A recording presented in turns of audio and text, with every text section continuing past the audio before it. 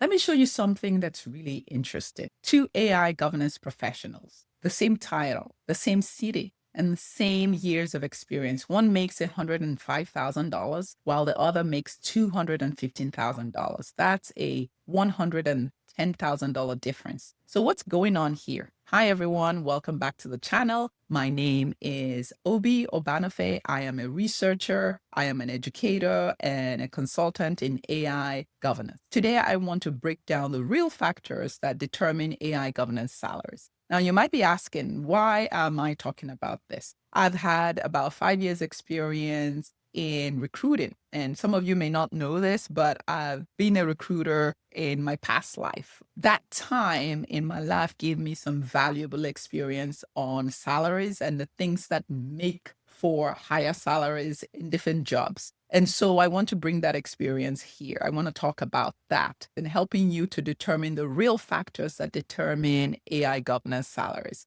So it's not the generic advice that you get everywhere. It's the actual factors that move you from one end of the range to the other.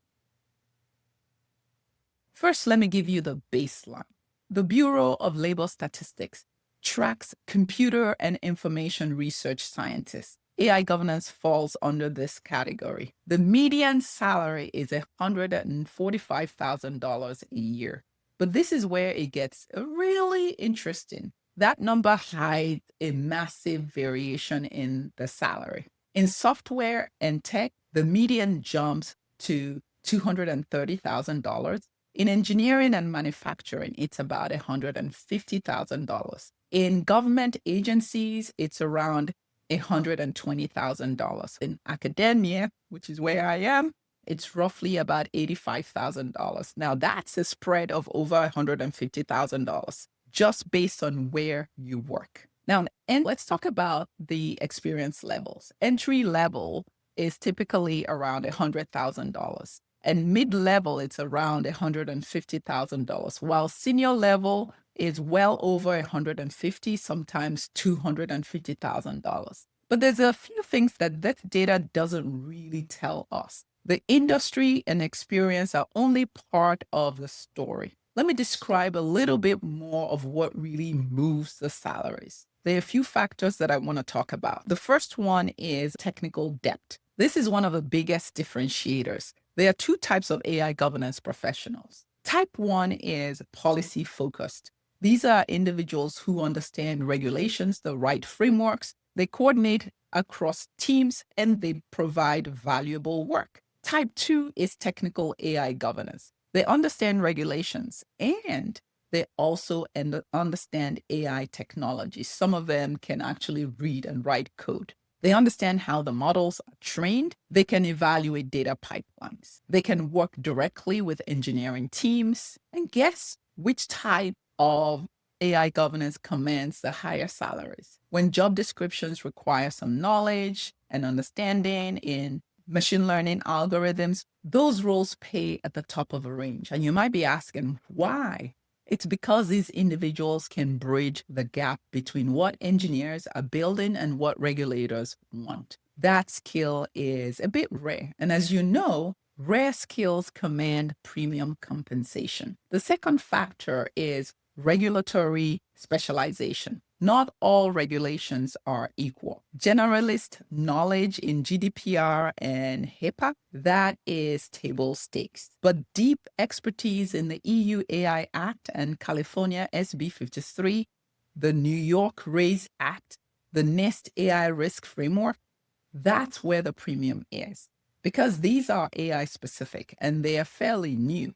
Few people have deep expertise yet in these things. So if you become the person who really understands how these regulations affect AI development and deployment, you become very valuable.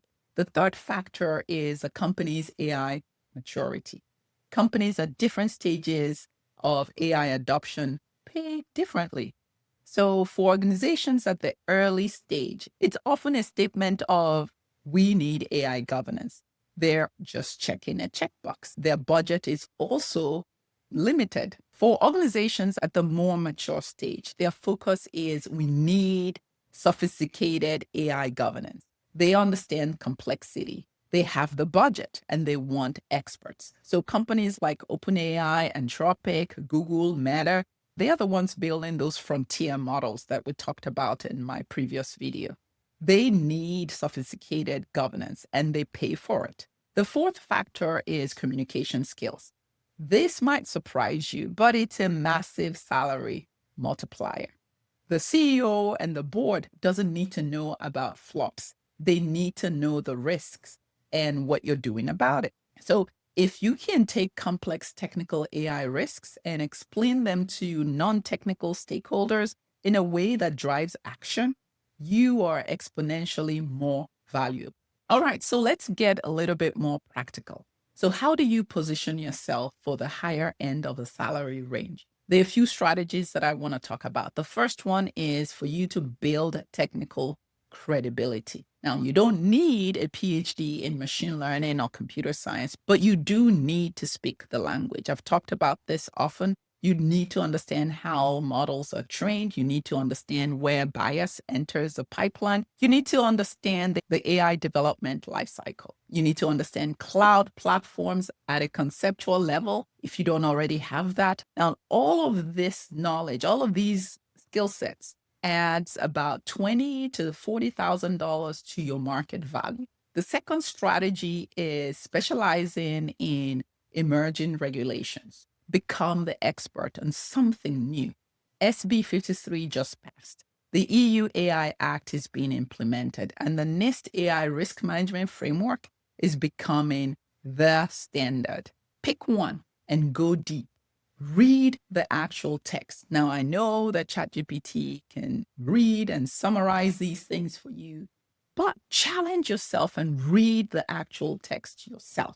When you read them, have a marker and mark the things that you're reading, identify them, reflect on what you're reading, ask yourself questions, and ponder on what you're reading. Understand the requirements. That way you can write about it. Now, here is the challenge. These regulations are dense, and the implications in them aren't always obvious. You can spend weeks reading the EU AI Act and still not know how to apply it. This is exactly what my coaching and my training program solves. I break down these frameworks into what you actually need to know and how to apply them in job interviews and in your work and in real governance situations. I also help you learn the technical aspects of AI so that you can speak the language. So instead of spending months trying to figure it out yourself, you get a structured path that's been refined. I'll link the details in the description below.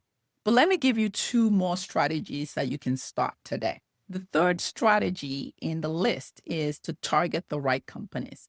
Not all companies pay the same thing. So focus on companies where AI is core to their business. Target the tech giants, the Googles, the Microsoft, the Meta, the Amazon, the AI first companies like OpenAI, Anthropic, Cohere, the financial services companies with heavy AI investments, and the healthcare companies that use AI for diagnostics. These companies understand the stakes and they pay accordingly. The fourth strategy is for you to build your public profile. Now, the field is fairly new. Everyone who is doing AI governance today didn't start off doing AI governance.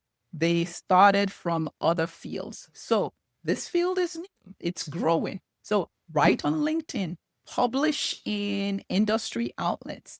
When hiring managers recognize your name, you're more likely to negotiate from a position of strength. Let me bring this together. Remember the $110,000 salary gap that I mentioned at the start? It comes down to four things. It comes down to technical depth, regulatory specialization, company AI maturity, and your communication skills. The person making 105 is strong in one or two of these areas, but the person making 215 and above is strong in all of them.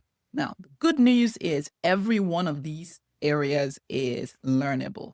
Here's something to note. Although where you start matters, which means that you might either be starting from a technical or non-technical standpoint, but what matters more is where you're going. So don't focus so much on that you have a technical background or you don't have a technical background. It matters, but even if you don't have a technical background, you can learn it. You absolutely can learn technology and learn how models, AI models are built and learn how to speak in that language. But what's more important is where you're going. So drop a comment and tell me which of these 4 factors you are going to focus on first. Subscribe if you want more content like this. And thank you so much for watching. I'll see you in the next one.